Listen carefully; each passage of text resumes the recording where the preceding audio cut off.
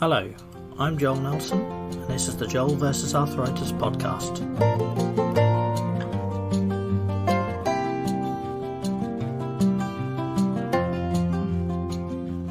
World Young Rheumatic Diseases Day, or WORD Day, is an annual event that takes place on the 18th of March to raise awareness that children and young people get rheumatic diseases too. On Saturday the 19th of March I hosted an 8-hour charity stream over on my Twitch channel, twitch.tv/Joel vs. Arthritis. In this episode you will hear the second of 3 special interviews that we recorded on that day, with this one featuring the wonderful Rebecca Beesley of the vitally important JAR project. I hope you enjoy the conversations and the insight as much as I did. So yeah, thank you ever so much for joining me, Rebecca. I really appreciate it. I can't believe it's a year ago since we had this conversation last. Like, where has the time gone? I know.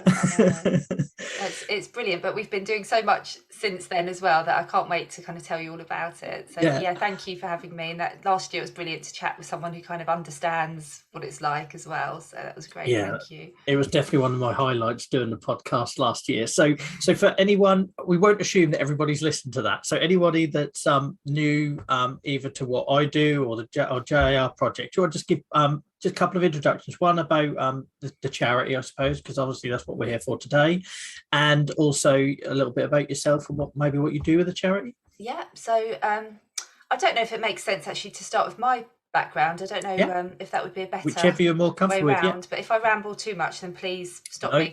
This is new to me being on Twitch. So I'm here all day, so you take as much time as you need. In terms of my history, when I was 10 years old, I started to experience really quite severe pain in my left hip, and it was kind of on and off. It wasn't there all the time. It would often be after. I was a very, very sporty kid. I loved netball, I loved roller skating, loved hockey, and it was often after or during sports that I would suddenly get a really intense pain, and I couldn't explain. There was no obvious injury, so I couldn't explain how or why it was happening, and it just seemed to become more and more frequent. And I remember a couple of times it was really awful. Once I was at a roller disco, that was the kind of thing that used to happen a lot in those days for my age group. And I remember just having to suddenly stop, go to the edge of the rink, and I just couldn't move.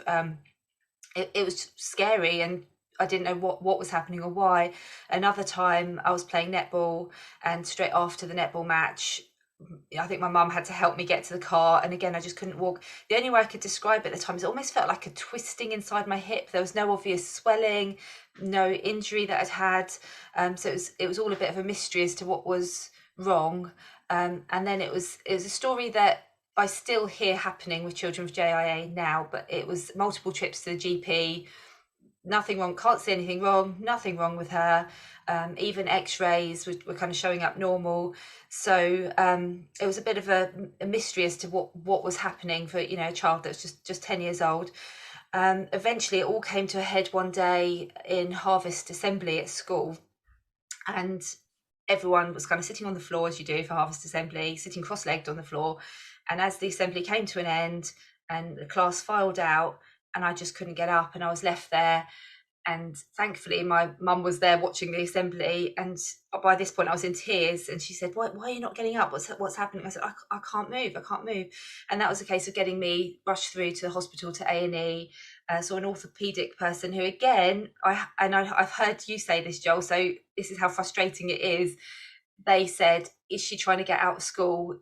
Does she not like school? And I loved school, so I felt really insulted and offended by that anyone was thinking I could be putting on that much pain. And so it was that triggered a hospital stay, my first hospital stay, a bit more investigations. I did see an adult rheumatologist at that point, but he kind of just checked me over, ruled it out. It was only eventually after they'd ruled everything else out, and in those days, again, there were no paediatric rheumatologists or no easily accessible paediatric rheumatologists. So it was really the orthopedic guy and other people in the hospital that were doing tests to rule out things like TB. They did a hip biopsy operation, take a kind of sample. I think these days there's nothing quite so invasive involved in a diagnosis, because experienced paediatric rheumatologists will know what they're looking for, and they can make a diagnosis quite quickly once you get to see the right person. But it was quite traumatic. I had the whole traction thing with weights hung off the end of my leg, being told this is probably growing pains. So it was, now I look back, I realise it was quite a traumatic experience. Although at the time, as a child, you just accept it and you just think you'll get through it and you don't really question it. One of the other kind of really memorable moments, and this is why one of the reasons why I like to really advocate for children with arthritis now, is to kind of try and educate doctors to think about not only to take a child seriously and to listen to what they're saying, but also the way they communicate. Because I remember eventually when I got that diagnosis, I remember it being said as such a kind of throwaway comment of when I asked, oh, how long will it last? I mean, obviously now I realise it's a lifelong thing, but at the time I kind of wanted to know, when is it going to get better? And the rheumatologist said, oh, in a couple of years you should see an improvement. And as a child, a couple of years is a hell of a long time. And that just kind of, I just felt gutted about that at the time. I just remember being in shock and thinking 2 whole years before there'd be any improvement. And I just think doctors sometimes perhaps need to think more carefully about what a big deal any condition is for a child and family, because they might see every day, they'll see patients with various conditions, but for the person going through it, it's a massive deal. And each day of not knowing is a kind of hurdle to get through. And I then had a repeat of all this worry when my daughter was diagnosed. When was it? I'm trying to think back. She was 2 years old at the time. She's now nearly 10. And I remember with her, it was very different. It came up as a swelling in her ankle following an injury. So it was assumed to be, just an injury-based thing. And it was only when the injury wasn't improving that they started doing x-rays. They couldn't see a fracture, but they put it into plaster. And again, knowing what I know now about arthritis, that's probably one of the worst things you can do, to actually immobilize that joint. And after she came out of plaster, that was when she completely couldn't walk for a while. Whereas before that, she was kind of hobbling along in pain, but at least she was moving. And it was only kind of down to luck. Thankfully, her whole diagnosis process didn't take as long as mine. Mine was over a year until I actually had an answer.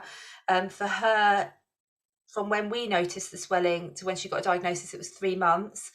But hindsight being a wonderful thing, when I look back to when she perhaps had very first symptoms, I remember her kind of 3 months before that, she'd reach up to me and say, Mummy, sore toes. And at 2 years old, she didn't have a massive amount of vocabulary, but she could just express the fact her feet or her toes were hurting. And I remember just repeatedly taking her back to the shoe shop thinking her shoes had got too small. Yeah. And she had about four new pairs of shoes during those few months. And she did see the GP a couple of times throughout that, and I kept saying she's saying sore toes, and one of her toes looked slightly swollen but nothing too obvious, and they just said, well, we can't see anything. But again, it's only looking back that I've put the pieces together myself to think that was probably the initial onset was kind of 6 months to diagnosis, rather than the 3 months from when we saw the visible swelling in her ankle. But even with me being someone who had JAA for most of my life, I did not consider for her that it could be juvenile arthritis. It just didn't cross my mind. And so that's why one of the reasons I'm so passionate about raising awareness, because I think even in my situation, living with this condition for all these years, if I didn't know to spot it for my own child, how many more people are out there who have never even heard of juvenile arthritis, have never heard that children can get arthritis? How many more people are not even considering that as a possibility? And that's not just unique to kind of parents and schools and communities. It's actually even within the medical profession, as wonderful that doctors are, within the frontline health professionals that you see, so GPs, A&E departments. Sometimes you might get referred to physiotherapy if they suspect it could be an injury or needing improvement through strengthening your muscles. Those people do not necessarily, or they may not necessarily have had any training to know how to spot juvenile arthritis. So I feel we have like an extra big job to do, because you're raising awareness amongst society as a whole. That's what's kind of vitally important, because once it becomes known, that children can get arthritis, then at least it's going to be on people's radar. So for those children that it does affect, hopefully they will get those quicker diagnoses and they won't end up with uncontrolled pain the way I had for those years, really. Yeah. So that's a little bit about my background. I want to just take a breather in case you're not specifically about anything. Just so many really powerful. So thank you for sharing it. You share it so well as well. But I was just nodding along with a lot of that. Like a couple of things that really stuck out for me. Well, first of all, I had that exact same experience with onset. Mine was my left hip, and it felt like a twisting, burny kind of thing. Almost groin strain, but in the wrong place, if that makes sense. And then and that bit that you said about it can feel like a lifetime, and that with kids, it really does. I often have to go back and fact check, because to me, when I say I was diagnosed at 12 onset at 10, it doesn't feel right, because looking back, it feels like that was about 5 years, and it was 2, but that just felt like such a long time going in and out of hospital and having poked and prodded. And the traction thing, we've both been through that, which is horrendous. when you got arthritis, the last thing you need is weights hung off your joints. And the lack of paediatric rheumatology was the other one I made a note of, because I've still got the same rheumatologist that I got at 14. That's not the same person I had at the very start, but there was no alternative. So I suppose the positives are that there are things like that starting to happen now.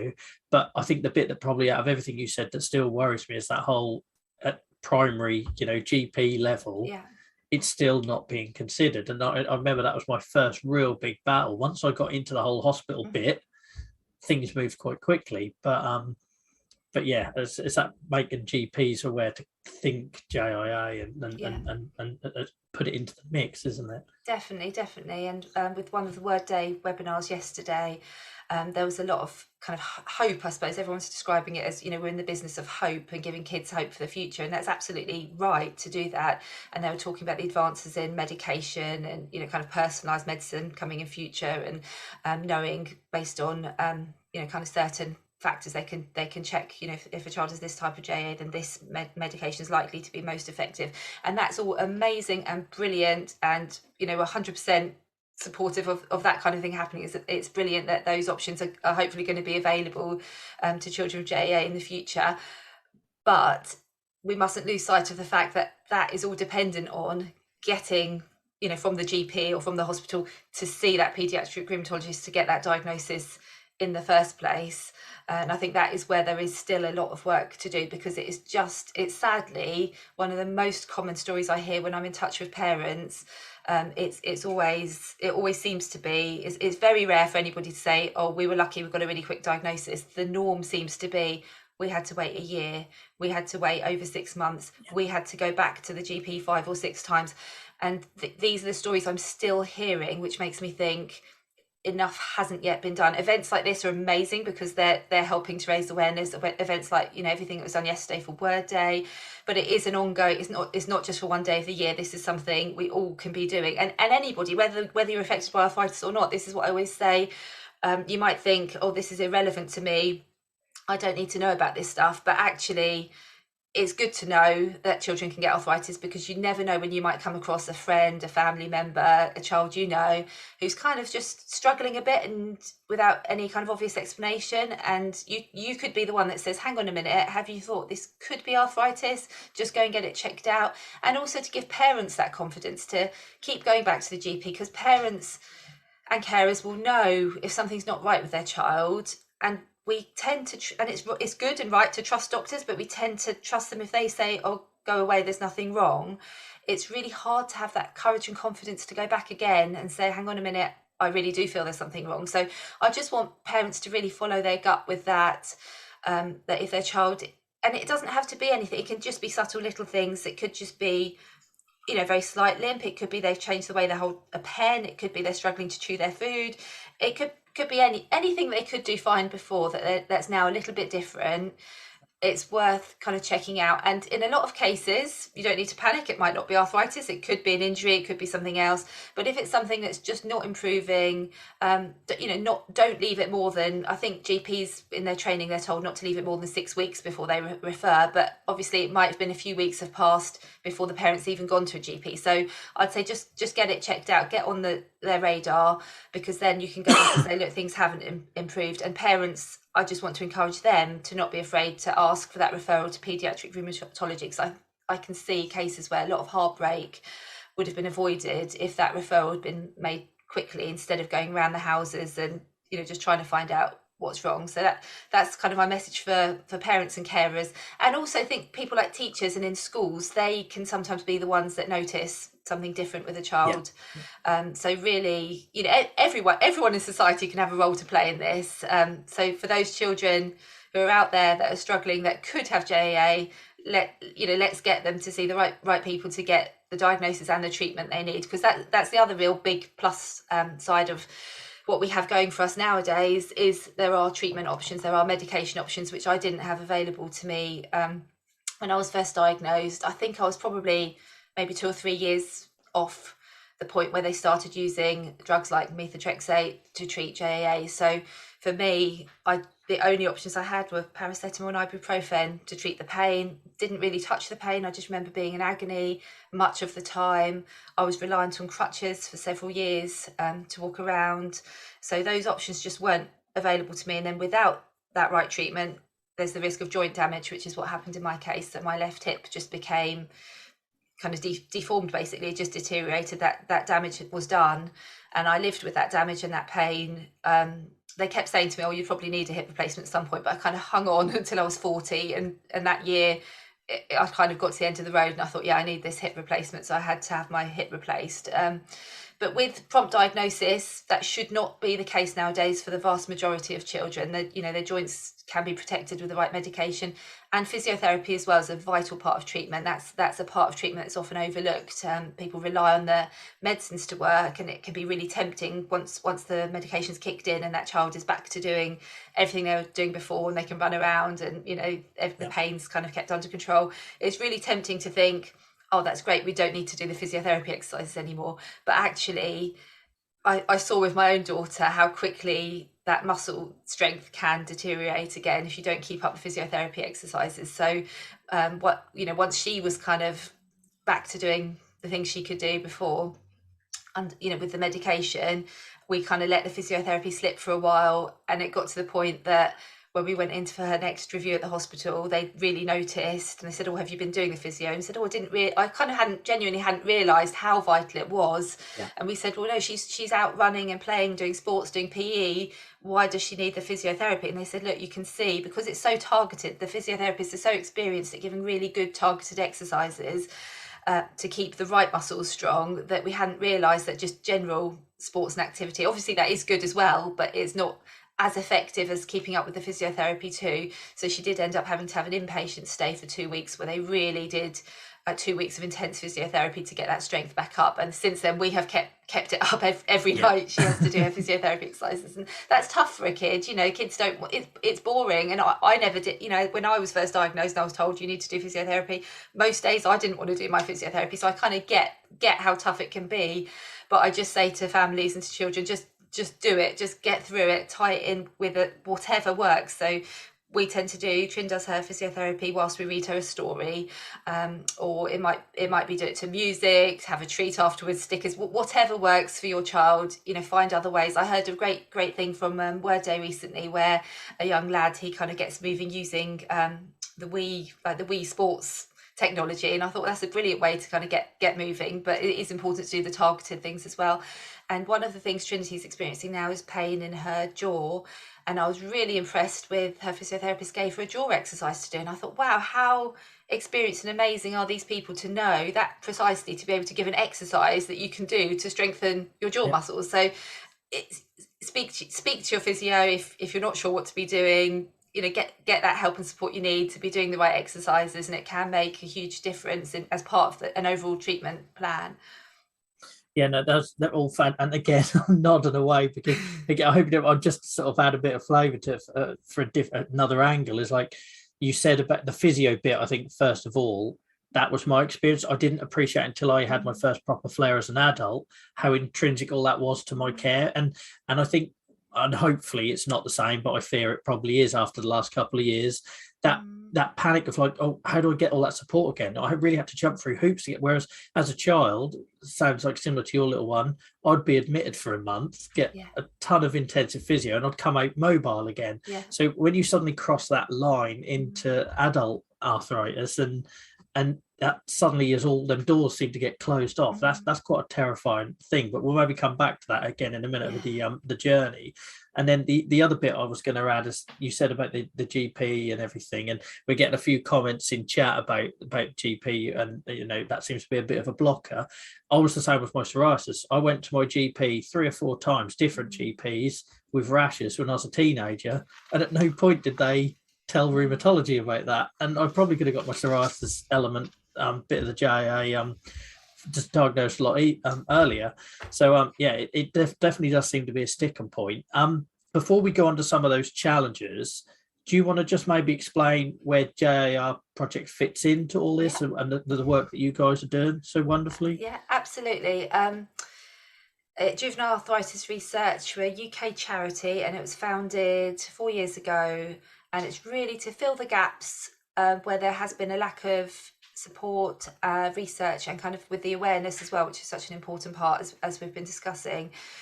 So one of the things that we noticed was that although there is amazing research going on at looking at more targeted drugs and improving treatment and therapies, there didn't seem to be anything kind of trying to join up the dots to kind of look at other clues that will bring us closer to an actual cure for JAA one day. So that was where the kind of research started out from that point, and we now get involved in kind of major research projects that are going on around the world, as well as doing our own studies as well, to kind of just help step by step get closer to one day where there will be a cure for JAA. That's the aim, that's our vision, that's where we want to be, because I don't think it's good enough for me ultimately.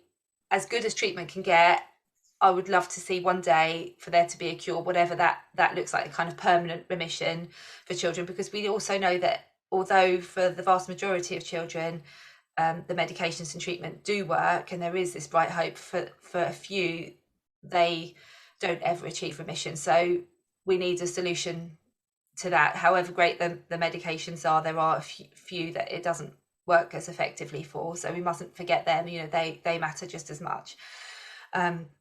So on the awareness side, we work with, this is where other people come into it a great deal. So anybody who's keen to raise awareness through an event or fundraising is a great way of raising awareness, and of course it gives us funds to be able to do more of what we do as well. So awareness is vitally important, as we've discussed. So we set up a separate website as well as the Juvenile Arthritis Research website. We've got a separate one called thinkjaa.org. And that is really aimed at parents, frontline healthcare professionals, and even places like schools and nurseries, where they can go and find the kind of basics of what they need to know to be able to make that referral to the right people. So it explains about the importance of referring to paediatric rheumatology in a kind of timely manner, and also for eye check, to check for uveitis, because that's another area where awareness is really low, that arthritis can affect children's eyes in the form of JAA related uveitis, which is like inflammation inside the eye. And if it's detected and treated, it can be dealt with quite easily. If no one spots it and you haven't had an eye check, then that can have devastating consequences. And there are children that have lost sight in their eyes because it hasn't been spotted in time. So that's another thing really to be aware of. So these delays aren't only an inconvenience, a worry, a frustration for the family in terms of, not having the answer to why their child's limping or struggling to, do whatever it is, whichever joints are affected, but also uveitis can be a kind of very silent thing that can be going on. It doesn't always cause pain. It's not something that you can obviously spot yourself. It's really down to having that eye check through an eye specialist, which is usually either an eye consultant in a hospital, or there are some specialist community ophthalmologists that can do it, because you need like a slit lamp to kind of see into the eye, almost like it's like a kind of microscope they look into. It doesn't hurt. The check doesn't hurt. It's actually really quick and simple, but it's vitally important to spot if there are any signs of uveitis that can be treated quickly. And this is where I'm going to draw my own experience into it again. As a child myself, there was mention of, oh, make sure you get your eyes checked because it can affect your eyes, but nobody really explained to me the seriousness of that. So I never took it seriously. I don't remember having any specialist hospital checks for my eyes. Whenever I had a general check at the optician, I did used to mention that I had JA, and I just feel extremely fortunate that I never did develop uveitis, because I don't think I understood enough about it then to have been having the proper checks, and none of the medical teams had referred me for a proper eye check either. So I just feel I was very lucky that I didn't develop uveitis. With my daughter, on the other hand, again, I probably thought when they said, oh, you need to get her eyes checked, or we've referred you to the eye consultant, I just thought, oh, great, it's just one of those things, tick the box, have her eyes checked. And it was only because we had a couple of appointments up at Great Ormond Street quite a quick succession, that it was at the second of those appointments that the rheumatologist said to us, oh, has she had her eyes checked? And I said, not yet, we're on the waiting list. And she said she needs to have her eyes checked. And she was so kind of definite about that I started to chase our kind of local eye consultant, and they did say at Great Ormond Street, they said if they can't see you locally quickly enough, come back to us and we'll get her seen. But I started chasing up, and I phoned every day, 2 or 3 times a day, left messages, spoke to the secretary, and I said, we've been told this is really urgent now. And they said, oh, she's just been put in the routine pile, but we'll move her to the urgent pile. And the day an appointment came up, luckily it was a few days after that, and went in, and I will never forget the eye consultant's words once he checked her eyes, and he just looked at me and said, she's got uveitis in both eyes, thank goodness you brought her in today. And it just shows that importance of parents to be aware of this sort of thing, because if we'd just waited and trusted that everything was in hand, by the time that kind of routine appointment had come through, it might have been too late. She could have had really bad eye damage by then. As it was really simple. It was eye drops several times a day, which are probably not that simple actually when you've got a 2-year-old who trying to get eye drops in there. But it relatively straightforward solution. And then that was until her kind of the methotrexate injections kicked in, and then that helped to keep it under control, and we could wean her off the eye drops. So it was straightforward to treat and deal with, but would have been absolutely horrible to have not been seen that day to kind of get that checked really for the uveitis. And I have totally lost track of where I was going with it. I think that's a good point to say. It's like because parents only know what they know, which is why awareness is so vitally important. And on the uveitis one, is I remember getting read the Riot Act on that when I was told I had AS when I was about 14, 15. That turned out to be a misdiagnosis. That was the psoriatic element of my arthritis. But at no point did anyone have that conversation with me about JIA. So I just casually, when I found out that I didn't have ankylosing spondylitis, thought, well, that isn't a risk anymore. And literally only last year I had my eyes checked, because I get a lot of problems with my eyes anyway. And the chap that saw me said there is actually some light scarring at the back of my eyes. So at some point, presumably, I did have it. And thankfully, it didn't progress because it can happen really rapidly. That was what my understanding was. Is that I remember the AS years, it was kind of like if you get any pain in the back of your eye, straight to A&E. But that wasn't given to me as information as part of JIA. That was given as this sort of secondary thing. So that is really worrying. And how do you think? So I'm guessing the last couple of years then has made that sort of side of your work even harder, because with the pressure on GPs and everything else, getting that message out to parents must be even harder than ever. I'd say sort of yes and no, because I think the actual rheumatology teams have been brilliant at trying to do their very best at keeping up with seeing patients, so existing patients and new patients. So I know it varies across the country. I know it is a little bit of a postcode lottery. Personally, we've been very lucky. The hospital my daughter's seen at, they put on extra clinics on Sundays, and they did kind of stay on top of it. Where the local hospital was unable to see her for uveitis, her kind of paediatric hub hospital took over the eye checks as well for a while. So we were very lucky in that, and I believe they are trying to do that across the country as well, to kind of try and keep up, because they know what happens if you miss appointments and if things aren't checked. But I can imagine, I do know there are definitely pockets of the country where they don't have a dedicated paediatric hub hospital, so children are having to travel. Sometimes they have to go for an overnight stay, like in Cornwall. I think there is a real lack of services there, so depending on the treatment they need, sometimes they have to travel overnight and stay in Bristol to have the treatment before heading back to Cornwall. So things like that I would love to see, changed and improved in future. I think it is just a case of, and my other sort of passion that I'd love to do at some point in future, which we just don't have the capacity for at the moment, because we are a very small team of volunteers doing everything that we do, and we have achieved a lot in these past 4 years. But I'm also aware of people like me who are adults with JAA that have fallen through the gaps, because that's another thing that I get contacted about. People saying, oh, it's great, there's all this for children, and it is great that there's all this for children, but there's a generation that have JAA, but can't get back in very easily to get the treatment they need. They can't get the answers they need. So I think there's another stage of work that needs to be done there at some point in the future.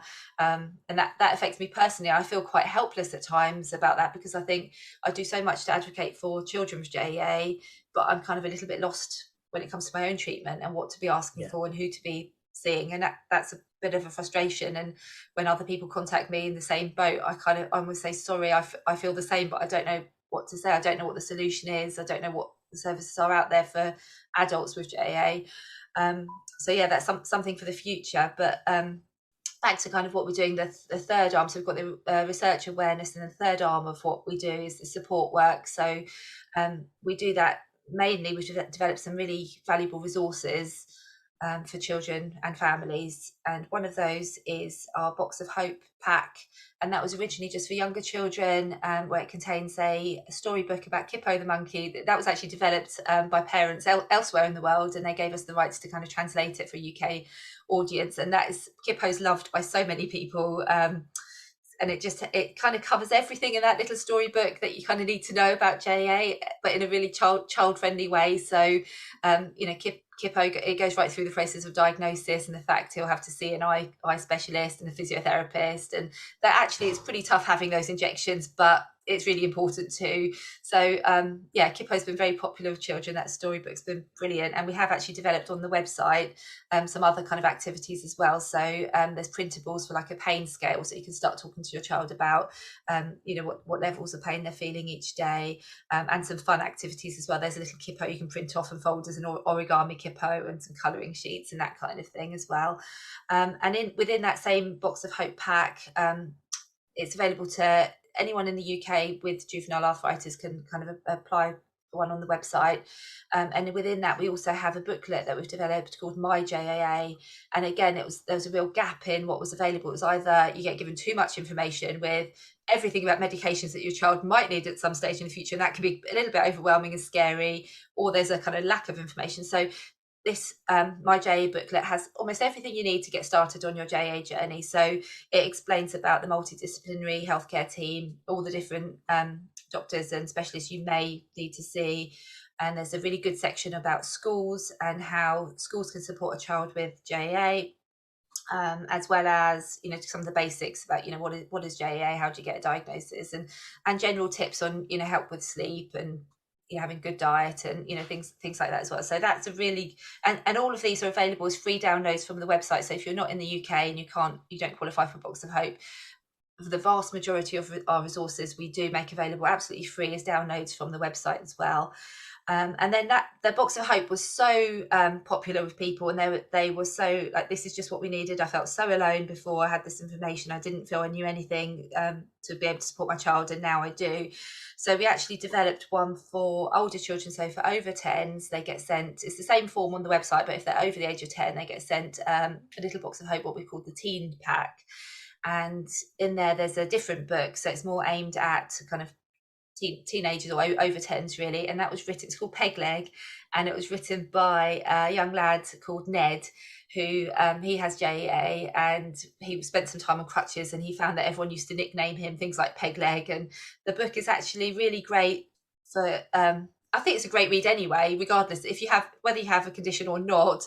It's a great read. He's written it in like a wimpy kid style, so it's brilliant for kind of just explaining JAA in a really fun, it's weird to say a fun way, but kind of in a way that anyone can understand, but also it shows the seriousness of it, plus the fun side and what you can achieve and what you can do. So it's quite a positive book overall, which we love, because we're all about actually being real with people to say actually we get what it's like with living with JA, but also there is hope. There's there's a good outlook for children. Don't let JA stop your child from doing whatever they want to do. So yeah, that book is brilliant for doing that, Peg Leg. And again, that's available on the website as a free download as well. So the teen pack goes to older children. We don't actually have a top end cut off for that. So although we tend to say we support children aged 10 to 16, with that pack, actually, if you're 17, 18, 19, we have people like university students that have got one and found it very helpful for university as well. So, we don't have a top end cut off. If you feel it would help you, then please go onto the website, which is www.jarproject.org/hope, and you can request one of those packs. The other thing it contains in there, which I'm going to give a little shout out to, is a little like a business card, and it's on one side it says I have JAA, and on the other side it explains what that means, so that people can give it to perhaps a teacher, like at secondary school. They might want to just give it to a teacher discreetly if they can't do PE one day, or if they're struggling to write, or whatever it might be, that if they're struggling that day, they can just give them this card, and it just explains again in very basic terms. It says this is what JA is. It means there's variability in my conditions, so some days I can't join in with things I'd like to. It's not the same as the arthritis that older people get, and it just explains very basically just in that one little card. And again, that was the idea of a young person who said, I would find this really helpful. So that's the other thing I would say to people. If you have an idea for something that would make your life easier, let us know, because yes, we're a small charity, but in a way we embrace that to our advantage, to say we can make things happen quickly because we don't have layers of bureaucracy and waiting for years for things to happen. If you need something, we can do our best to kind of make that happen. So as all the best ideas we've had have come from what people have needed and wanted, and we've just gone on with it and done them. So just this year we have just launched a school toolkit. Again, we called it a school toolkit, but it's available if you're nursery or preschool, or the other end of the spectrum if you're college or university, and you feel it would be helpful to find out more about juvenile arthritis if you've got a child with JA in your setting. So schools can apply for that directly, again, through the website. And that contains kind of everything that would help a teacher kind of confidently support a child with JA. So there's this kind of training information on there, presentation slides for the class, so they can explain to the whole class what JA is and how it can affect a child. So it's absolutely packed with amazing information that will help support a school. And that has been done again very quickly, because we noticed there's a need for it, because schools were the one place that children were still struggling and saying, my teacher doesn't understand that one day I can do PE, the next day I can't. We heard Ali talking about that this morning, and that is, it still happens with so many children. So that was a real area that we wanted to do something to help support people with, really. I think you should be immensely proud of what you achieved in such a short space of time, because I know it was music to my ears when I started doing what I did. I didn't know that you guys had sort of started just a year sort of before, and when I discovered that I don't know, it helped take a bit of weight off my shoulders, I think, because in my mind it was still this world that you and I grew up with. So it is great that the support's there, and yeah, definitely use that being a small charity. Keep doing that to your advantage, because it really is noticeable how quick you're coming up with all these new initiatives. Because like I say, once charities get to that sort of juggernaut size, it is a lot more challenging. But I think, yeah, I suppose the question, it might be a little bit unfair because it's sort of kind of out of your wheelhouse, but I think you really hit the nail on the head when you said there is still an issue with people like our age that are sort of that group and that didn't have that support. And I'm always well aware when I'm doing all my campaign and stuff that you mentioned hope earlier, and I think children today have a lot more hope because of the support around them. But I'm also very conscious that there's this generation ahead of them that are a little bit broken from their experiences and struggling a little bit. So I always try and mix up that whole, okay, this is the reality, but this is what you can do. Yeah. But yeah, I suppose it's how do we then address that bit, which, like I say, isn't your thing, but it's something that sounds like we're both very sort of conscious of. So So if anyone out there has got any ideas, Yeah. let us know. Yeah, no, absolute, totally with you on that. And the other thing I think is important to mention is, again, it's getting this balance between saying, yes, these children are amazing, they can go on to do amazing things, they're brilliant, even as they are. I was in contact with a young person recently who said, I said something like how inspirational she was, and she said, I'm not inspirational, I'm not doing that well, my JA is not controlled. And I said, you are inspirational because you're getting up and you're getting through each day and you're doing stuff to raise awareness, and that, that in itself is inspirational. And I think sometimes you don't have to become a famous sports person or famous dancer or gymnast or whatever it might be. It's great for those that do go on to achieve that, which is possible. I absolutely love the story of Summer Artman, who's an England netballer, because netball was my thing as a child, and I love the fact she plays for England and she has JIA. And I think, wow, in a different generation that could have been me, because I really loved my netball, and I love the fact that my children can grow up, and if they want to be England netballers, they could be. So I love that things have improved to that point, but at the same time I want to celebrate the everyday heroes. So those that grow up and do ordinary jobs, they're doing a lot. It takes an extraordinary effort when you're living with JAA every day to go on and just do ordinary things sometimes, and I think that's not always understood either. So there's a lovely interview with a girl called Sophie on our website, a young lady I should say, and she grew up with having JA from a young age, and her dream was to be a hairdresser, and her doctor said, oh, we're not sure you can do that because of how your hands are affected and you won't be able to kind of get the right positions to cut hair properly. And she just found her own way around it, and I absolutely love that. And she said, I found Sophie's way to cut hair, and she's doing her dream job of being a hairstylist. And that to me is amazing, because I think, wow, we might say actually being a hairstylist is an ordinary job. It's not being a famous sports person or pop star or whatever it might be, but actually that is following her dream and finding a way to do it. And I love hearing stories of that. So the way I think of it is actually sometimes it's the ordinary people doing ordinary things that are actually extraordinarily kind of inspirational to us, especially if they have had to overcome living with a condition like JAA. Yeah, we're definitely on very much the same. I was a consultant on a project last year, and they kept talking about who's got chronic pain that we can get, who's famous, and they were looking through Twitter. I was like, no, you're missing the point. Like, it'd be like saying the Paralympics every 4 years is the only time you celebrate disabled heroes. They're at the people doing the mums and dads stuff and holding down a job and everything else with what we go through. There needs to be that balance, like you say, of getting those people in front of the camera as well. So you're doing everything right. Not that I've got any authority to say. It pleases me every time I hear what you guys are doing. Thank you. The last little bit I want to ask, we probably covered it in our previous podcast last year, but because it's something that constantly comes up, and I'm well aware of it myself. When you were talking about your daughter's toes and things like that, like I'm in that stage now where, maybe you weren't so aware back then of the link, but it's sort of so well known now. And it seems like everybody I talk to on social media's children have also got JIA in particular.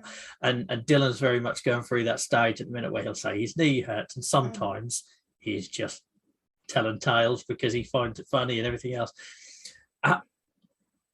Is there any sort of advice you'd give to people out there in like my situation where you've got young ones and you might have a concern because they do go through phases, don't they? But I'm always constantly conscious of missing something when he does complain and that sort of thing so how did you approach that? I guess you did touch on it earlier, but any sort of advice? Yeah, I think it is just knowing your child and knowing what's normal for them. And we still do it with Trinity, sometimes heading up to school, she'll suddenly go, oh, my leg hurts. And I'm like, where? Which bit? And I'm thinking, is this the JA kind of rearing its head again? And but often it's just, her legs are, might need to stretch, or it could be, anything else going on. So, but I think it's if it's happening, not necessarily constantly, but consistently. So if someone's complaining of something not being right, or you're noticing something about them that isn't right, and then you notice it again and again, don't just sit on that, get it checked out, and don't, I say to people, don't worry thinking, oh, it must be this, but it's worth getting checked out, because just as easily as once you see a rheumatologist, paediatric rheumatologist, just as easily as they can diagnose it, they can also rule something out. It is just that the key is actually getting them to see the right person who can do that quickly. So yeah, I think if you've got concerns, get it checked out, and don't be afraid to go back to your GP if you're not satisfied that it's been resolved. If you think actually there is still something going on here. So yeah, we have got the information on the Think JA website, and it says, it's got information for the GP to actually say, they might run x-rays and blood tests and say, oh, this is all normal, and they might say to the parent that means it's not arthritis, and actually for the parents to have the confidence to go, well, we know that blood tests can be normal in JA, x-rays might not show anything up, but it could still be JA. Please, could I have that referral to rheumatology? So it's just giving people that confidence to keep doing it. And I know it's hard because we don't want to make a fuss. We just want to accept if the GP's told us something, just to trust that, but actually just trust your instincts. The way we're trained as parents when you have a baby and they give you all the information about meningitis, and I realise meningitis is obviously very serious, so it does need to be dealt with very quickly, but parents become aware that actually they're told, trust your instinct and go back to your doctor if you're still worried. And I just want to say that, to use that same philosophy, I suppose, if you're concerned about your child, about anything really, to not be afraid to keep going back, because if you're not standing up for your child, who is? No one else is going to be out there looking out for them the way that a parent or carer can. So just trust your instincts and keep going back and keep asking for help if you've got any concerns, really. No, that's brilliant. Thank you. And I'm conscious of your time, but just to reiterate, thank you for everything you're doing. And as somebody that grew up where everybody assumed you had rheumatoid arthritis, or any services I was recommended, even by my own doctors, were sending me to, village hall meets for people that was very different type of experience of arthritis to what I was going through as a 14-year-old or whatever. So yeah, the fact that you're filling all that gaps is amazing. And I'm assuming I probably have Richard to thank for all the amazing links and information that's gone into the chat. So if you guys send me those links, I'll make sure they're in the show notes for the podcast. So if anyone's listening to this back on the podcast, I'll drop all of the links that we've been sharing on Twitch today regarding stories and where you can find those resources and where you can get and if you want to help JR Project as well, where you can go for that. So just thank you both, and for everybody else involved with JR Project. Yeah, thank you. We are entirely, we don't get any government funding, we don't get any big grants or anything like that. It is down to individuals fundraising for us that allows us to do everything that we do. We're entirely volunteer run, so nobody gets paid a salary. Every penny raised goes to providing these resources to the children and young people that need it. So we are truly grateful to everyone who's donating today and who fundraises for us at other times, whether they run marathons or have a sponsored read or whatever it is they do. We're so grateful to that, because it's because of that we can do what we do. So thank you everybody who's ever supported us, with how big or small a donation, it doesn't matter, literally every penny. And we are very mindful of, even when we're getting these resources printed, we're shopping around for the best deals to really make the most of every penny to make sure we can support as many children as possible through what we do. So thank you. We're really, truly grateful for that. Feelings mutual. So keep up the great work. And if we can help in any other way, please let us know, because this has been a lot of fun today, and it's the least I can do is give up a day to try and help what you guys are doing. Thank you. With that, I'll let you get on and enjoy the rest of your day, because I appreciate you've probably been with us all morning on and off. So thanks. And I'll put the notes in for the podcast for anyone listening to this back. And it's been a pleasure, and maybe again next year we'll go for the hat trick. Definitely. Yeah, thank you. No, thank you so much. All right, thank you, Rebecca. Have a good day. Care. Thanks, and you. Bye-bye. You can find more amazing podcast episodes over on our Twitch channel. That's twitch.tv/Joel versus Arthritis, or wherever it is that you listen to your podcasts. If you would like to support the Word Day charity stream that we were running, from which this recording was taken, you can donate on justgiving.com/Joel-Nelson, and the address will be in the show notes for this episode. Until next time, thank you ever so much for listening.